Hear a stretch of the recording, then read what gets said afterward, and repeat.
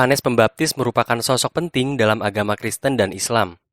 Di dalam Al-Quran, umat Muslim mengenalnya sebagai Nabi Yahya. Yohanes Pembaptis merupakan tokoh sentral dalam agama Kristen. Beliaulah yang membaptis Yesus Kristus di Sungai Yordan. Selain menjadi tokoh yang dihormati dalam Kristen dan Islam, sosok Nabi Yahya atau Yohanes Pembaptis dihormati pula dalam agama Bahai dan Mandean. Mandean sendiri merupakan agama yang menjadikan Nabi Yahya sebagai nabi umatnya. Ajaran ini kemudian dikenal sebagai agama Mandean atau Mandeanisme. Apa itu Mandeanisme atau agama Mandean? Selamat datang di kanal Antanu.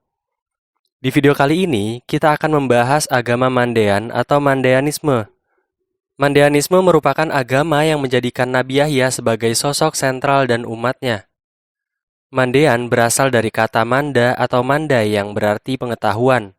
Agama ini masih eksis dan dianut sekitar 60 hingga 70 ribu orang yang tersebar sebagian besar di Swedia, Australia, Amerika Serikat, Irak, dan Iran. Sekitar 80% pengikutnya diperkirakan hidup sebagai komunitas diaspora di luar Timur Tengah karena peperangan dan persekusi.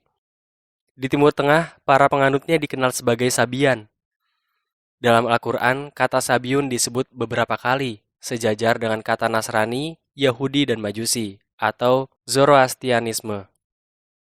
Nabi Yahya merupakan sosok penginjil yang menganjurkan amalan pembaptis di Sungai Yordan. Praktik ini bertujuan sebagai sarana ibadah dan penghapusan dosa. Selain Nabi Yahya, Mandeanisme juga mengklaim ajarannya berasal dari para nabi seperti Adam, Set, Nuh, Sem, dan Nabi Yahya sebagai nabi utama dan nabi terakhir.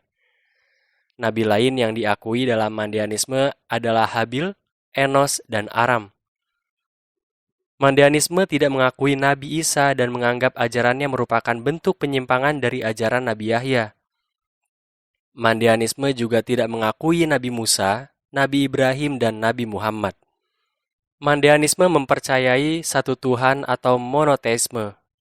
Keesaan Tuhan ini disebut dalam banyak ayat kitab utama Mandeanisme, Ginza Robba.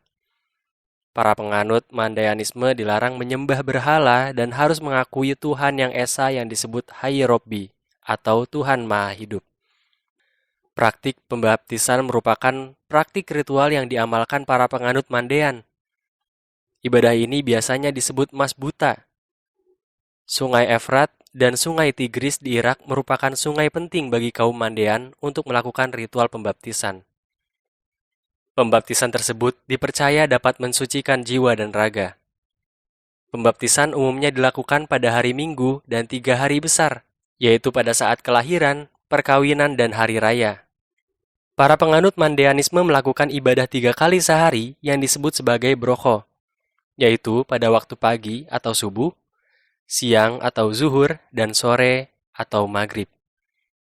Ibadah tersebut dilakukan dengan melantunkan doa rahma oleh pendeta dan penganutnya melantunkan doa yang disebut rusma dan asid malikiyah. Ibadah hari Minggu juga dilakukan penganut Mandeanisme dengan cara membaca doa secara berjamaah. Ibadah lain yang juga dianggap penting disebut masikto. Upacara kenaikan jiwa yang biasanya dilakukan saat ada pemakaman, tapi bisa juga dilakukan saat ada pentasbihan pemuka agama Mandean.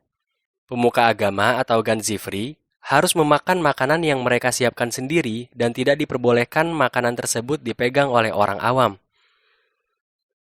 Para pemuka agama juga dilarang meminum kopi, arak, rokok, dan menghindari makanan yang panas atau dimasak. Para penganut Mandean hanya boleh makan dari tumbuhan yang berbiji, artinya memakan jamur tidak diperbolehkan. Arak dan daging merah merupakan makanan yang haram bagi penganut Mandean. Penganutnya juga dilarang untuk menikah dengan agama lain dan membawa senjata. Para penganut Mandeanisme juga melakukan ibadah puasa selama 36 hari dan dianjurkan untuk bersedekah. Kitab suci utama yang diimani para penganut Mandean adalah Ginza Robba yang berarti Kitab Agung. Kitab ini ditulis dalam bahasa Mandean, bahasa yang mirip dengan bahasa Arom. Menurut UNESCO, bahasa Mandean merupakan bahasa yang terancam punah dengan hanya 200 penutur di seluruh dunia. Ginza-Robba dipercaya ditulis antara abad 1 hingga 3 Masehi. Para penganut Mandeanisme mengimani kitab Ginza-Robba sebagai kumpulan wahyu yang diterima Nabi Adam. Ginza-Robba banyak berbicara mengenai konsep keesaan Tuhan, ajaran Mandean, dan praktik ibadah. Kitab lain yang diimani para penganut Mandeanisme adalah kitab Drasa de Yahya atau The Mandean Book. Kitab ini dianggap ditulis oleh Nabi Yahya yang berisi tentang kehidupan, ajaran, mukjizat Nabi Yahya, dan percakapannya dengan Yesus. Nah, itulah sekilas mengenai agama Mandean atau Mandeanisme. Bantu kami dengan like, komen, dan subscribe kanal Antanu. Pengetahuan harian tentang beragam keyakinan.